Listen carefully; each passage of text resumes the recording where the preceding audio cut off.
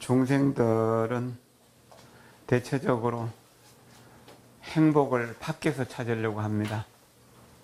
마음 밖에 행복이 있다고 생각하고 마음 밖에서 돈도 벌어야 되고 사랑하는 사람도 만나야 되고 권력도 얻어야 되고 명예도 얻어야 되고 건강도 지켜야 되고 하는 이런 것들을 구해서 행복을 얻으려고 합니다. 그런데 평생 동안 노력을 해도 정말 열심히 노력해도 그렇게 충분히 행복하지는 못한 것 같아요. 이제 진실한 행복은 어디에 있는가? 바로 우리 마음속에 있다는, 마음속으로 걸어 들어가 행복하라. 마음속으로 걸어가 행복하라. 마음속으로 걸어가 행복하라. 지난번에 공부하면서 우리의 운명은 방촌, 심장을 떠나지 않는다고 그랬죠. 심장의 크기가 가로 세로 한 채 정도 되기 때문에 그것을 우리 옛날 어른들이 방촌이라고 그렇게 말했으면, 방촌을 떠나는 것이 아니, 떠나 있는 것이 아니다. 거기 오직 마음에 있을 뿐이다. 세상 밖으로 보면은 정말로 많은 사람들이 있고 많은 사람들의 관계성 속에서 울부짖을 일들이 너무나 많습니다. 분노할 일들이 너무나 많습니다. 그러나 그쪽을 따라가면 문제는 백천만 가지가 됩니다. 답이 없습니다. 다만 자기 마음속으로 들어오면 그때부터 답이 나타납니다. 그때부터 운명이 바뀌기 시작합니다. 밖에서 찾지 말라. 보조국사가 평생을 두고 하신 말씀입니다. 성철스님이 자기를 바로 봅시다. 이거 평생 동안 하신 말씀입니다. 자기를 바로 봅시다. 남을 위해 기도합시다. 이것이 성철스님의 가르침입니다. 보조국사의 가르침은 밖에서 찾지 말라, 찾지 말라는, 땅에서 넘어진 자는 땅을 짚고 일어서야 된다는, 허공을 짚고 일어설 수는 없는 것이다. 마음을 미혹해서 중생이 되었으니까 마음을 깨달아서 부처가 될 수밖에 없는 것이다. 자기 마음을 들여다보는 일이 가장 중요한 일이다.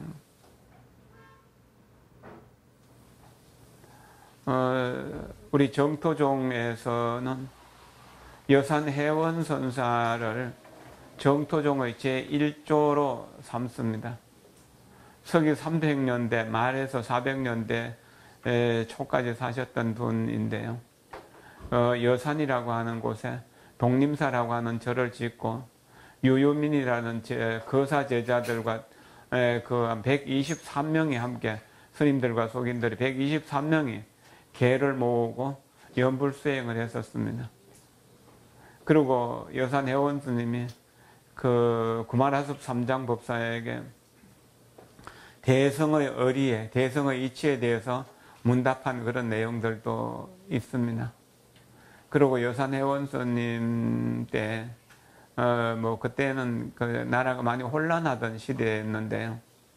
그때 출가한 스님들은 임금에게 절하지 않는다라고 하는 글을 지었습니다. 사문 불경 왕자론이라고 하는 아주 유명한 글을 지었습니다.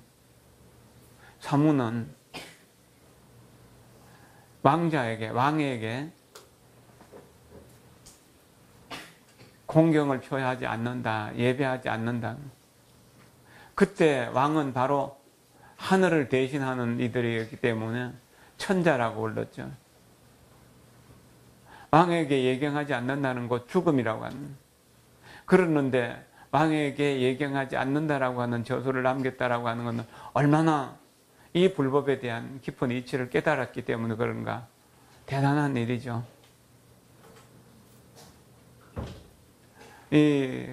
그로부터 시작해가지고 선도대상, 그 성원대상 이렇게 이제 쭉 내려오다가 이제 그 정토종의 13대 조사를 인광대사를 추존합니다.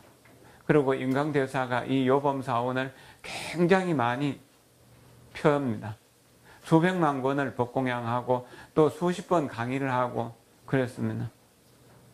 그리고 이제 이병남 거사가 이 인강대사의 법맥을 이었다고 볼 수 있는데, 이병남 거사기 때문에 아마 그 정토정의 조사로 추존되기는 어려울 것 같고, 아마 후대 사람들이 지금 살아계셔서 지금도 정토 법문을 하고 계시는 정공법사를 14조로 정토정의 14조로 추존할 그런 가능성이 굉장히 많은 것 같아요.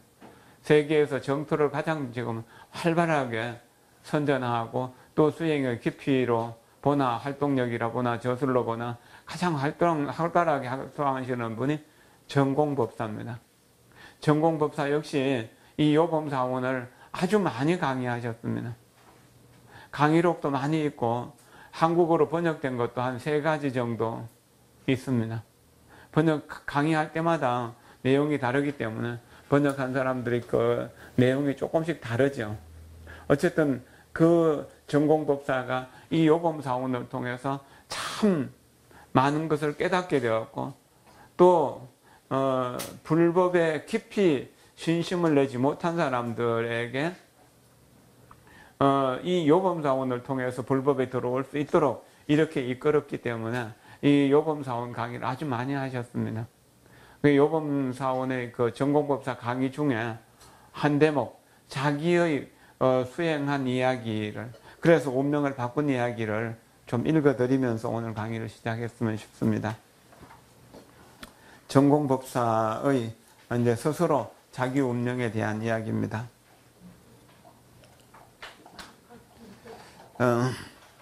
조용히 들어주십시오.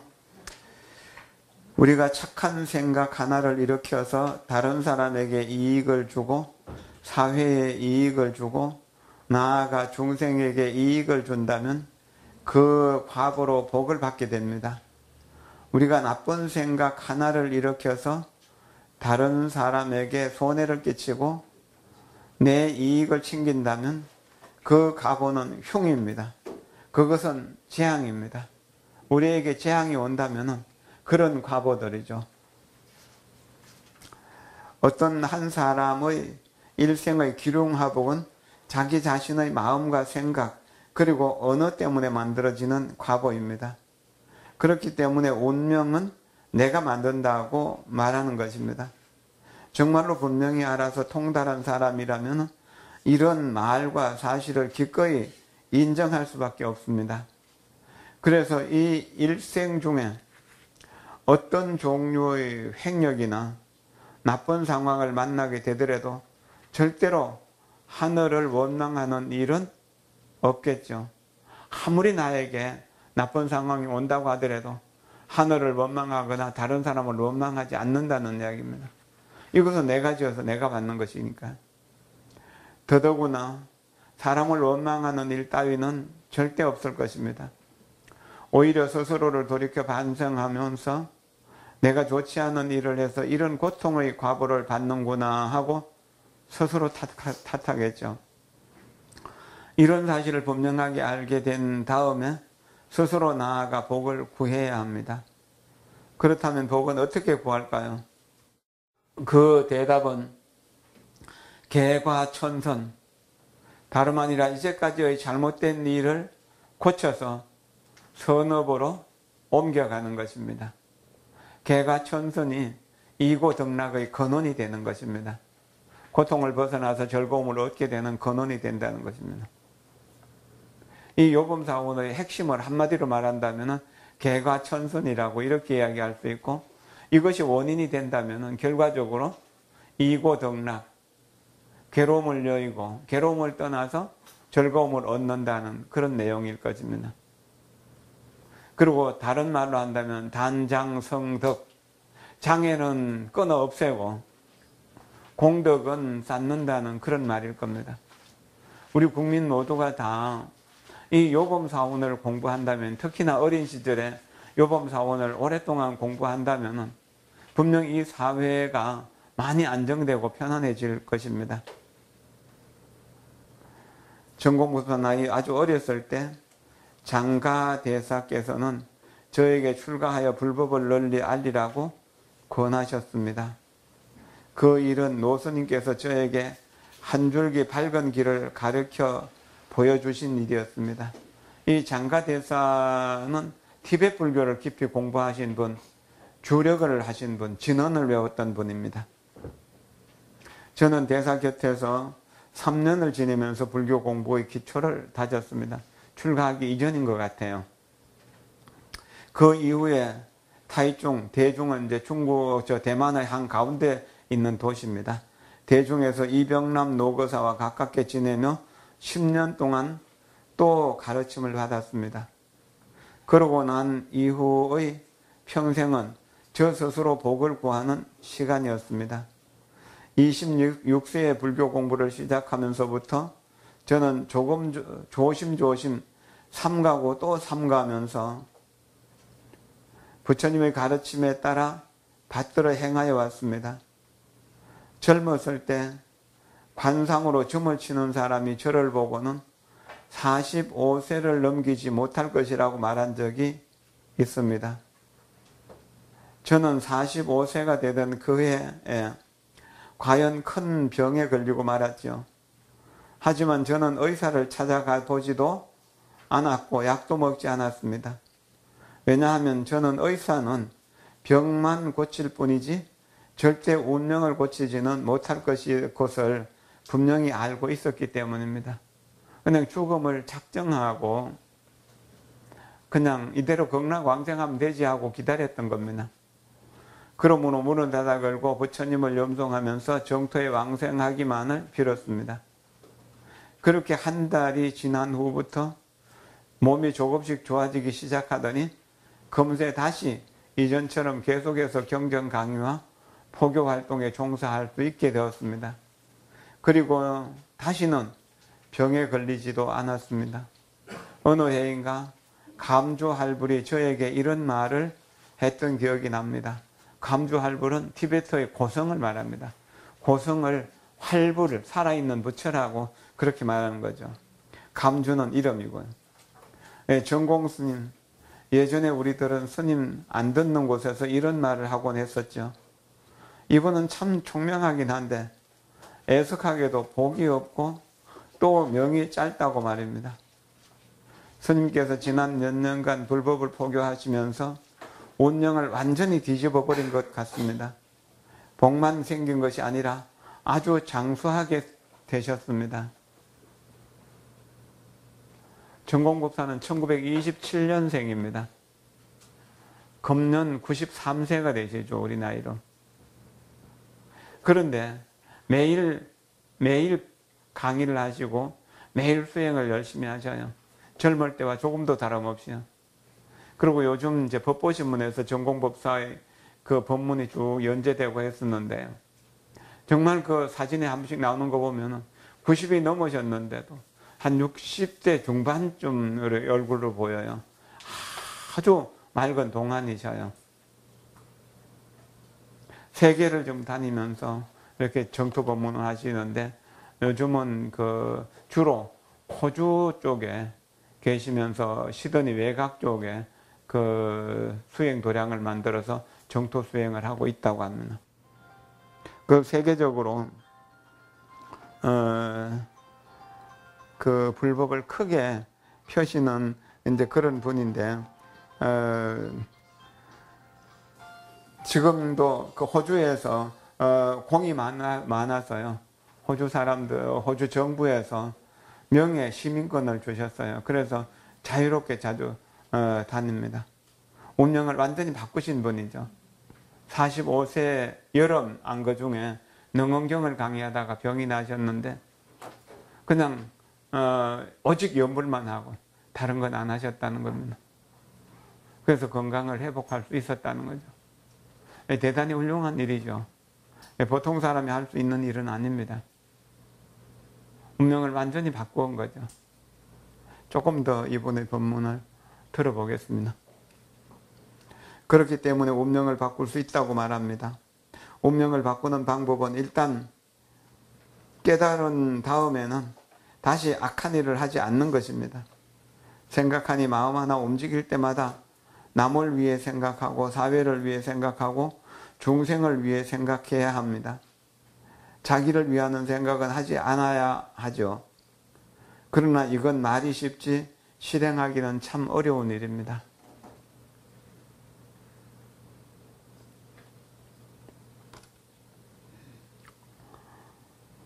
생각 하나만, 마음 하나 움직일 때마다 남을 위해서 생각하고 사회를 위해서 생각하고 중생을 위해서 생각해야 합니다.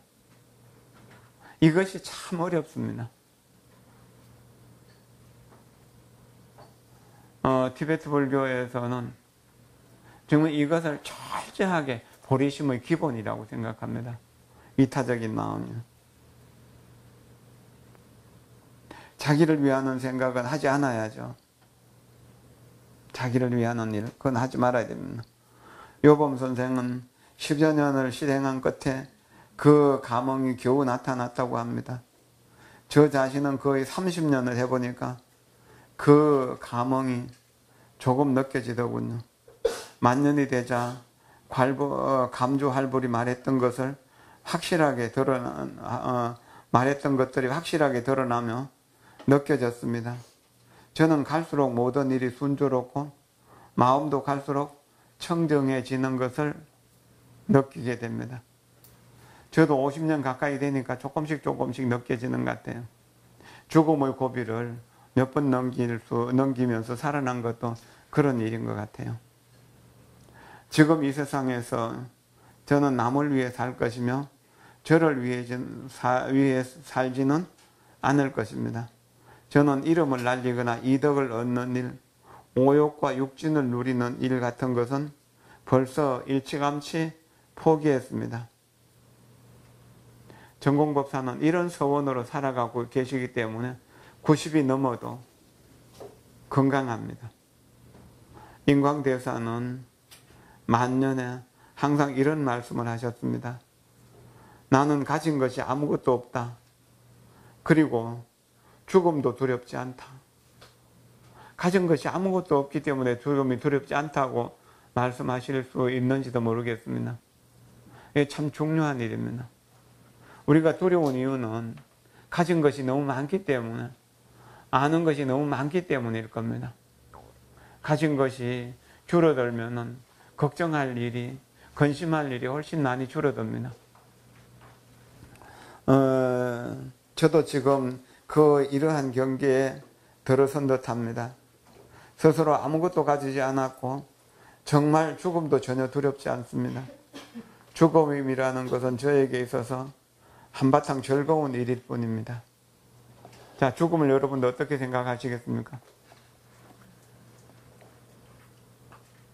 죽음보다 더 두려운 것은 없죠. 근데 수행을 하면은 죽음이 두렵지 않다는 겁니다. 티베트 불교에서는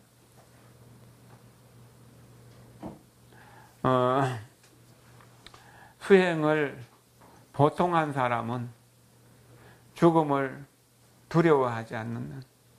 조금 잘한 사람은 죽음을 싫어하지 않는다. 아주 수행을 잘한 사람은 기쁘고 즐겁게 죽음을 맞이한다는 겁니다. 저는 여기에 얼만큼 자신이 있을지 모르겠습니다. 지금 제가 소유하고 있는 것에 대한 집착은 별로 없습니다. 누구에게나 줄 수 있는 것들이죠. 가진 것들, 모든 것들을. 그리고 죽음은 궁금한 일이죠. 그러나 그렇게 두려운 일은 아닐 것 같다는 생각이 들어요. 단명하다는 소리 많이 들었는데 지금까지 사는 것만 해도 고마운 일이니까.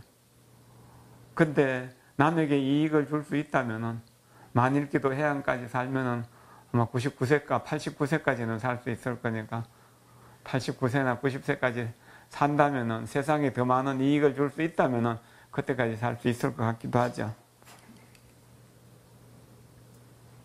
죽음이라는 것은 전공법수 말씀입니다. 저에게 있어서 한바탕 즐거운 일일 뿐입니다.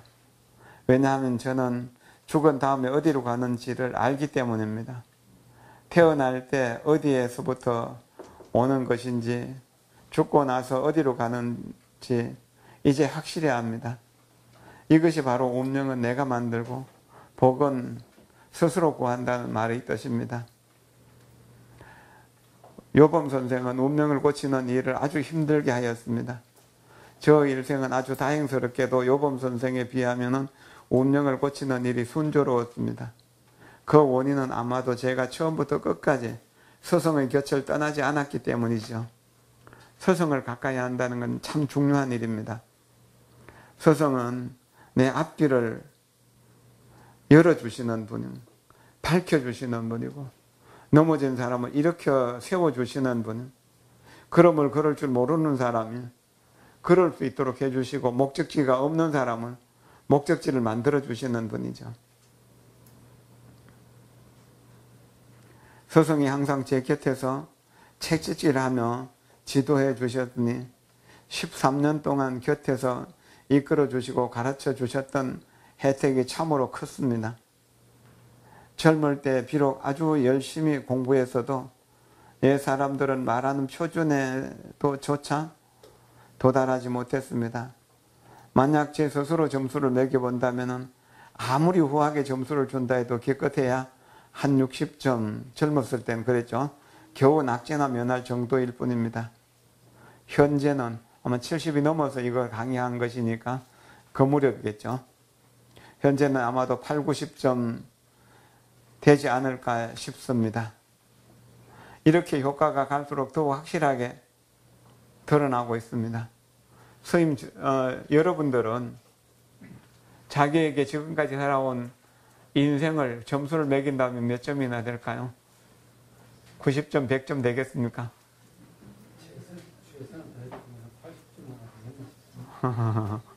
공부를 아주 잘하신 거죠. 80점 냈다면은. 여기에서 분명히 말씀드릴 수 있는 것은 이 요범사원을 끝까지 공부하고 함께 수행을 계속해서 선행을 쌓아간다면 분명히 여러분들도 전공법사처럼 운명을 바꿀 수 있을 것입니다. 저도 지금까지 살아있는 걸 보면 낙제 점수는 아니었겠죠. 젊은 때부터. 그러나 지금 생각해 보면 아직 까마득해요. 그래서 할 수 있는 한 선행을 하고 할 수 있는 한 공덕을 짓는 일을 하려고 합니다. 남이 싫어하는 일을 될 수 있는 대로 안 하고 남들이 좋아할 일들을 가능한 많이 하려고 하는 것이죠. 이것이 조금 더 나아지는 길이기도 하죠. 해운대에서 오시는 분, 지금 오시는 그 책 없는 분 좀 책 좀 드리세요, 윤이사님.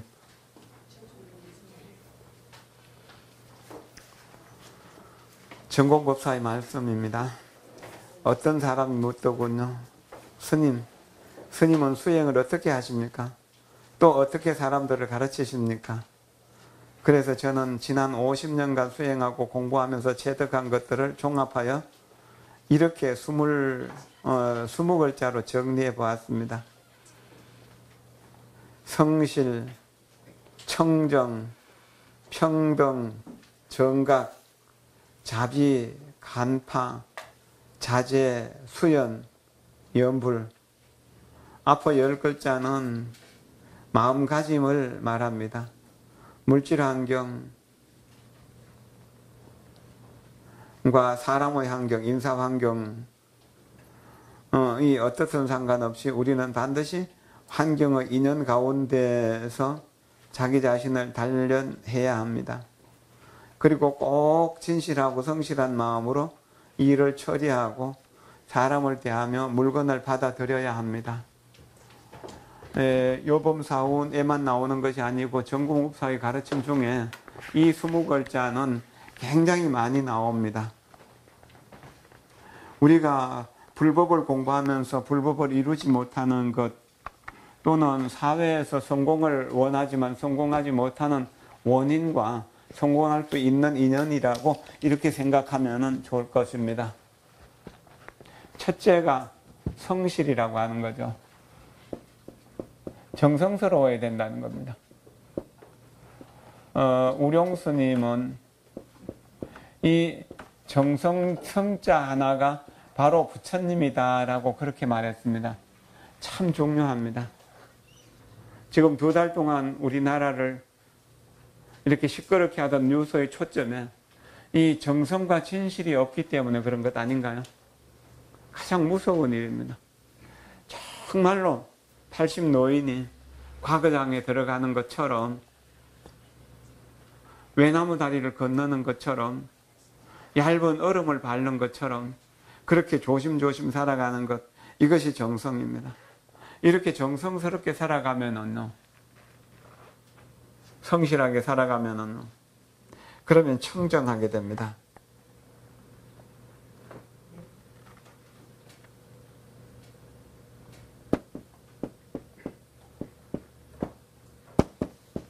청정해집니다.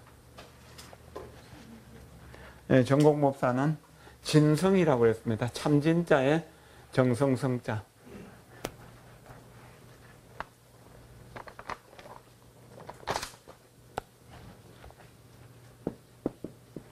참 무서운 말입니다.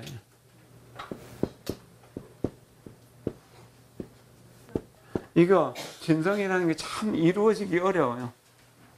법당에서 1시간 동안 기도를 해도요, 이 정말로 진실하고 정성스럽게 기도하고 또 이렇게 그렇게 해갖고 청정한 마음이 되는 거는 1분, 2분 혹은 5분도 어렵습니다. 해보신 분들 다 기억하실 겁니다. 그러나 오랫동안 꾸준히 하면은 깊이 들어가고 좀 더 깊이 들어갈 수 있어집니다. 아주 중요한 일이거든요. 이렇게 청정해진다는 건 거룩해진다는 것이거든요. 오염이 없다는데, 이 오염이 없다는 건 선과 악에 대한 구분이 없다는 이야기입니다.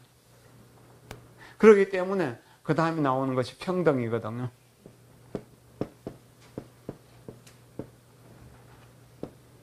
평등요의 일체중생, 일체중생을 평등하게 이익되게 해준다.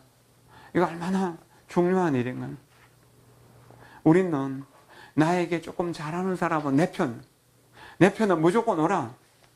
100가지의 허물이 있어도, 100가지 죄가 있어도 이 사람 내가 지켜 안고 갈 거야. 나라가 망하더라도 나라를 지키고, 이 사람 지키고 갈 거야.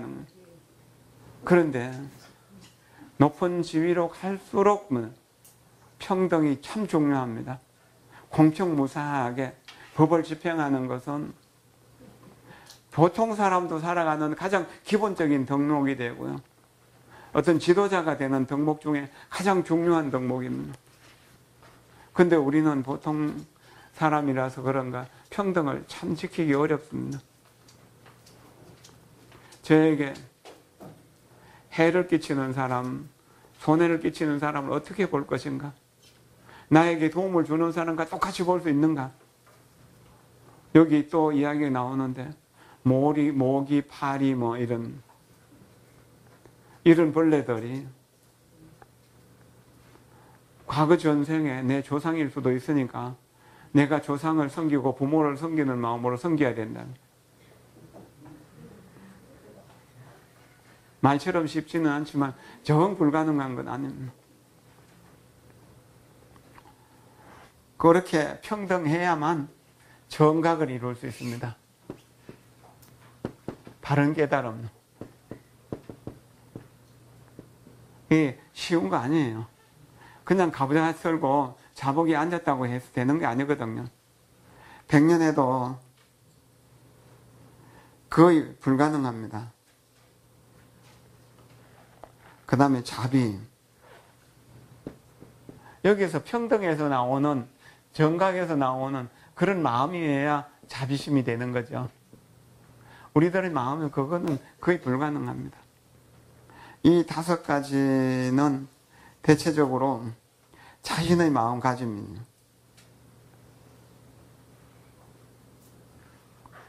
그 다음에 이제 또 마음을 다스리는 방법으로 간파.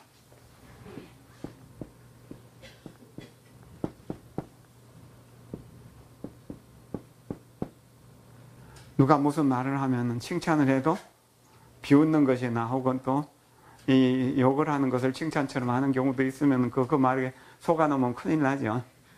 간파 알아야 돼요. 저 사람의 행동, 저 사람의 말, 내 행동, 내 말을 항상 간파하고 있을 수 있어야 돼요. 그러면 여기에 집착하는 마음이 없어지게 됩니다. 그래서 방화하게 돼요. 방화는 내려놓는다는, 생각을 내려놓는다는, 방화, 생각을 내려놓는다.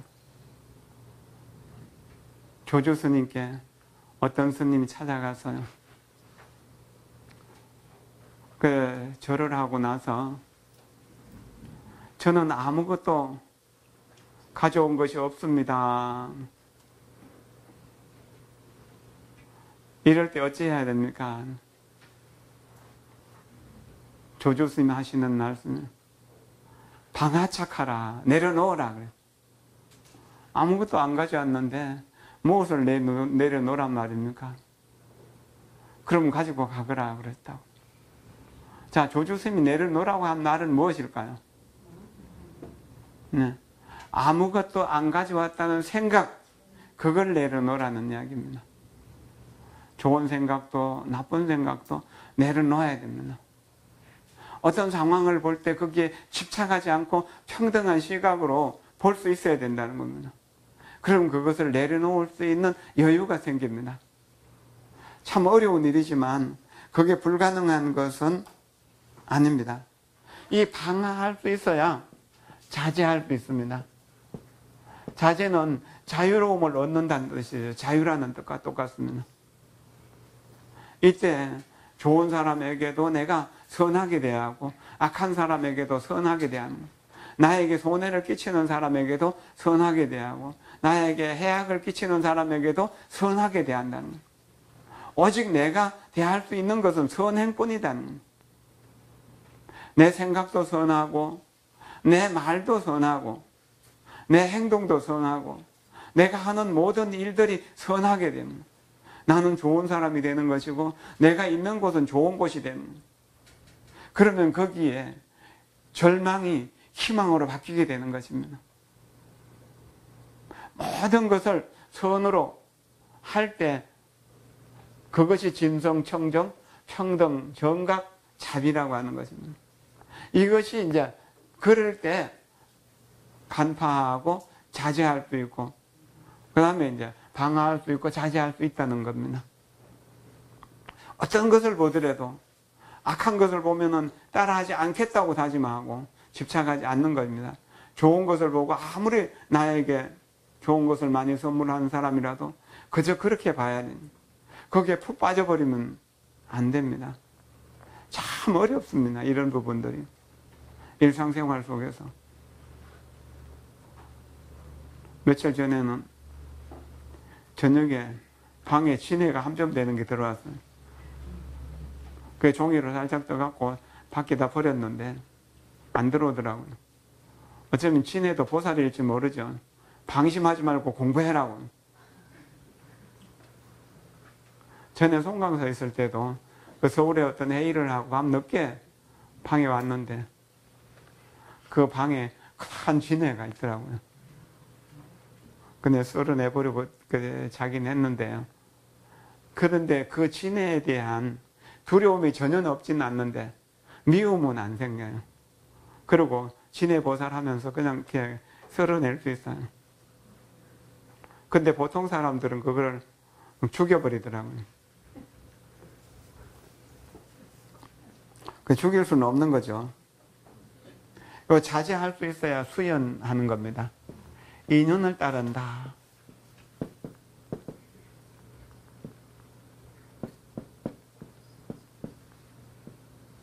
수연이라고 하는 말을 전 참 좋아했어서 한때 참 이 수연이란 인연을 따른다는 말.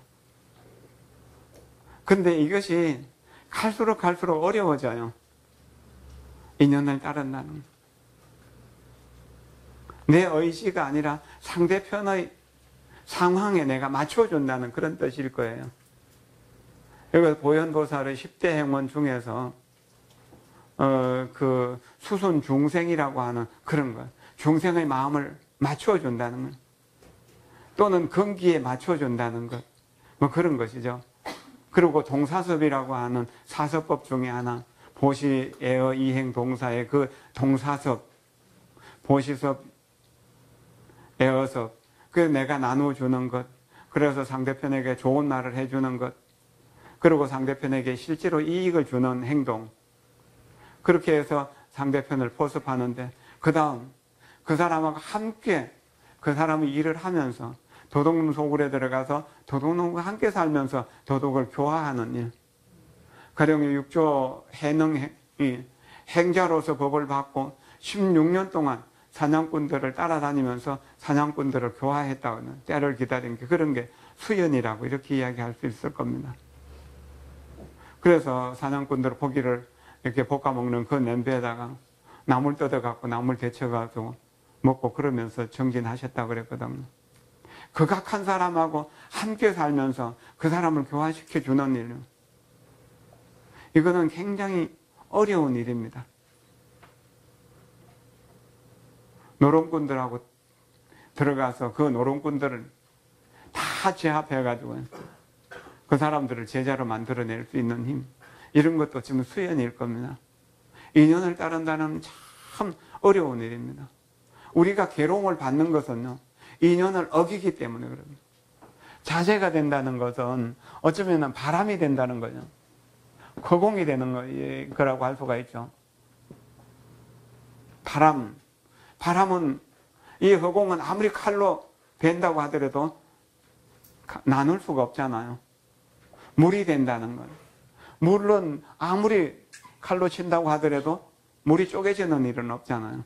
얼음은 쪼개지지만, 이럴 때 우리가 자제가 되는 것이고, 자제가 수연이라는 이야기입니다. 요 밑에 이거는 전부 다 남들과의 관계성 속에서 일어나는 일들이라고 볼 수가 있을 것입니다. 앞에 부분은 자기 스스로 마음을 다스리는 일이고요. 이런 상태에서 뭘 하는가? 연부를 한다는 거예요. 이래야 삼매를 얻을 수가 있고, 실상연불이 될 수 있고, 상적광토에 태어날 수도 있고, 실보장엄토에 태어날 수도 있어지는 겁니다. 이것이 하나의 인격을 완성해 가는 길입니다. 진성, 청정, 평등, 정각, 자비, 여기까지가 자기를 수행하는 일이라면은 자기의 완성이죠. 이거는 남들을 완성하는 일입니다. 이타적인 일일 수 있습니다. 그러나 이 두 가지가 결코 두 가지가 아닌 것이고, 이 10가지가 결코 10가지가 아닌 것입니다. 10가지 20글자가 결국은 하나로 돌아가는 것이죠. 하나에 대한 이해를 제대로 하게 되면 모든 것은 그 하나 속에서 자연스럽게 녹아버리게 될 것입니다. 전공보사의 말씀을 조금 더 들어보도록 합시다.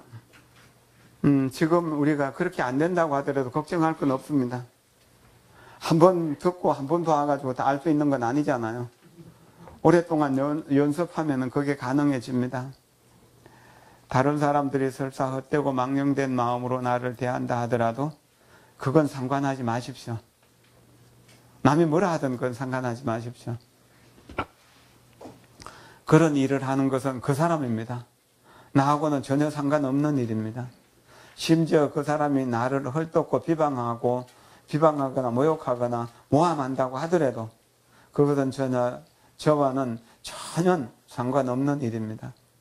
다만 나만 한결같이 진실하고 성실하게 사람들을 대하면 됩니다. 이렇게 하면 운명이 바뀌어 복이 되는 일이 아주 빨리 올 것입니다. 재앙은 소멸되고 복은 오는 것입니다. 인연을 따라서 과거에 지은 나쁜 업들은 자연스럽게 녹여서 공덕을 만들어가고, 또 다시는 새롭게 재앙을 불러올 나쁜 일을 하지 않겠다고 다짐을 하는 것입니다. 어려운 일이죠. 우리는 평소 항상 청정한 마음으로 일을 처리하고 사람을 대하고 물건을 받아들여야 합니다. 청정이라는 것은 티끌 하나에도 물들지 않는다는 뜻입니다. 이것이 좋다, 나쁘다는 생각이 어떤 좋다는 생각도 오염시키는 것이고 나쁘다는 생각도 오염시키는 것입니다. 그래서 순조로운 환경에서도 탐내고 연연하는 마음이 일어나지 않고 나쁜 환경에도 화내고 성내는 마음이 일어나지 않습니다. 그저 평등하게 갈 뿐입니다.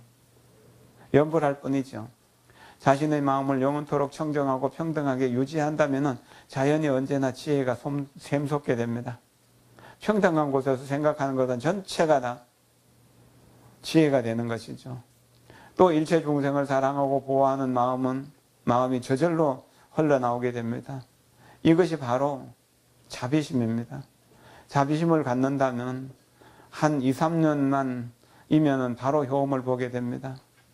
인광대사께서 젊은 시절을 보냈던 골방에는 모기도 많고 벼룩도 있었다고 합니다. 대사를 시봉하던 시자는 그 벌레들을 몽땅 내쫓아 버리려고 하였죠. 그러자 대사가 이렇게 말했다고 합니다. 그럴 필요 없다. 그놈들이 있어야 내 수행이 아직 덜 되었다는 것을 알 수 있다. 나의 덕행이 모자라서 그놈들을 감동시키지 못한 것이다. 그렇게 생각할 수 있겠습니까? 내 수행이 덜 돼서 모기와 친하지 못했기 때문에 모기를 싫어하고 개미와 친하지 못했기 때문에 개미를 싫어하게 되는 것이죠. 개미가 좀 있으면 어떻습니까? 모기가 좀 있으면 어떻습니까? 인광대사가 70살을 지난 이후로 그런 모기 따위의 벌레들은 과연 하나도 보이지 않게 되었다고 합니다. 저도 지금 70세가 넘었습니다. 제가 사는 방에도 예전에는 개미며 바퀴벌레 따위가 보이더니 이 몇 해 사이에는 점점 줄어들고 있습니다. 이렇게 수행의 효과가 보여져서 저도 아주 기쁩니다. 가능할까요? 내 방에는 거미도 살고 도마뱀도 살고 그러나 두렵지는 않아요. 싫어하지는 않습니다. 제가 호주의 툼바에 조그만 도량을 막 열었을 때 그곳에도 개미와 바퀴벌레 따위의 작은 벌레들이 아주 많았습니다. 그 산 위의 도량에는 2명의 도반이 함께 살고 있었죠. 저는 도반들에게 절대 벌레를 죽이지 말라고 당부했습니다. 오히려 그 벌레들을 청정한 마음, 공경하는 마음, 진실하고 성실한 사랑의 마음으로 대하라고 하였죠. 오히려 그 벌레들을 청정한 마음, 공경하는 마음, 진실하고 성실한 사랑의 마음으로 대하려고 하였죠. 가능할까요? 힘들죠. 그러나 그렇게 해야 됩니다. 그냥 벌레를 해치지 않는 것이 아니라 그것들을 해치고 싶다는 마음조차 끊으라고 했습니다. 그래서 벌레를 볼 때는 우리는 합장하고 이렇게 부르곤 했습니다. 개미 보살님, 바퀴벌레 보살님, 이제 진해 보살님, 거미 보살님 그래야 될 것 같아요. 모기 보살님.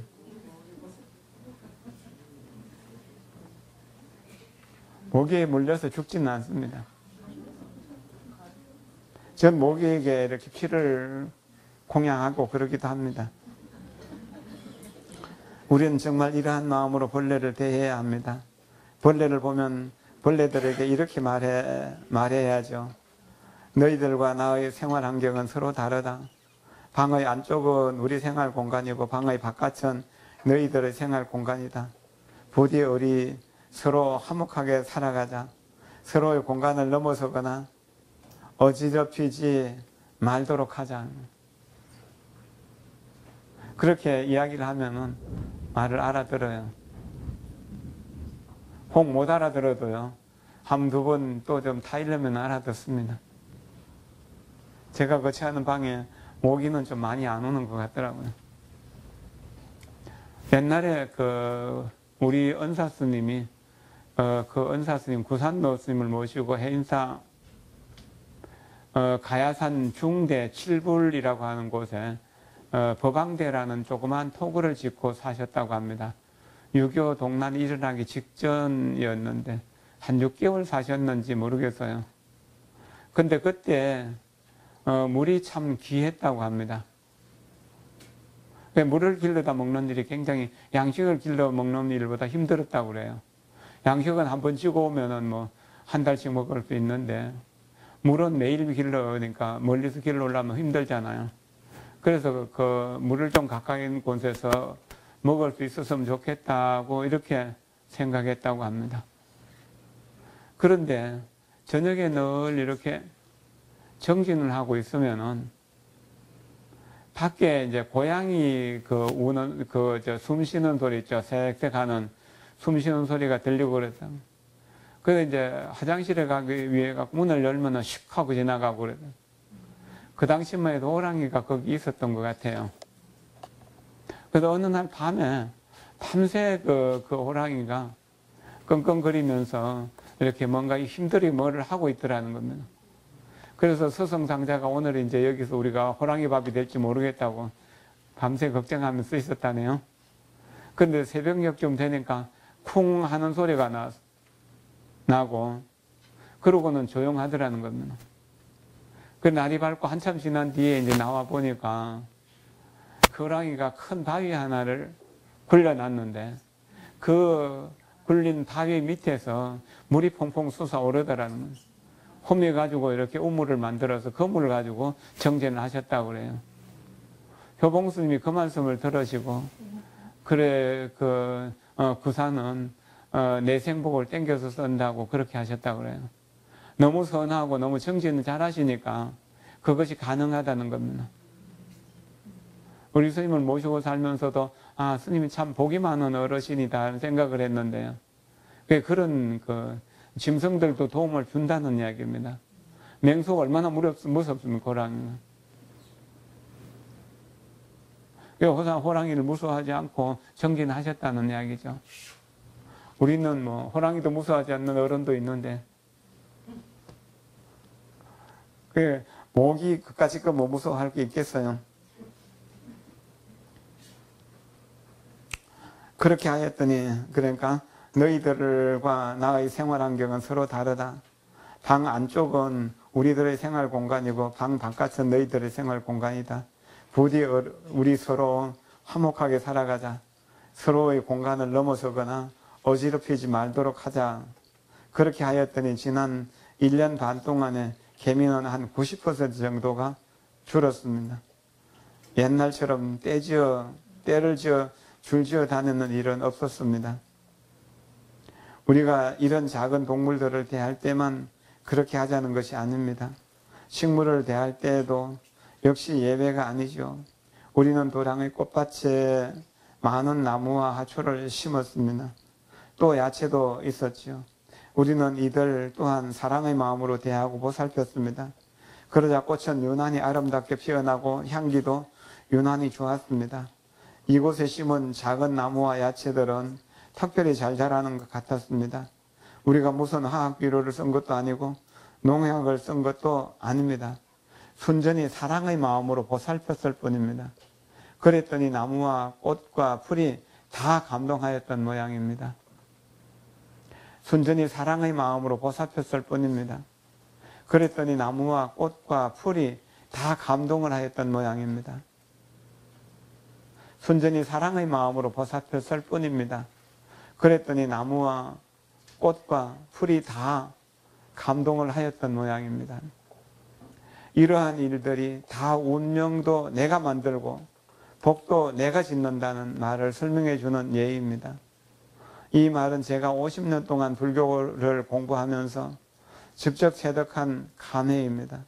정말 나의 운명이 완전히 바뀌었으니까 말입니다. 비록 제가 아직 대자재와 대원만의 경지에 이르렀다고는 못하겠지만 그러나 적어도 자제하고 원만한 경지가 가까이 다가가고 있지 않습니까? 그리고 언젠가는 꼭 그러한 경지를 얻으리라는 믿음도 갖고 있습니다. 우리는 이런 믿음을 가져야 됩니다.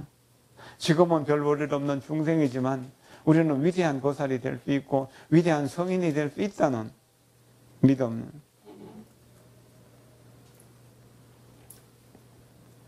이거 참 중요한 일입니다. 이제 본문을 좀 공부해야죠.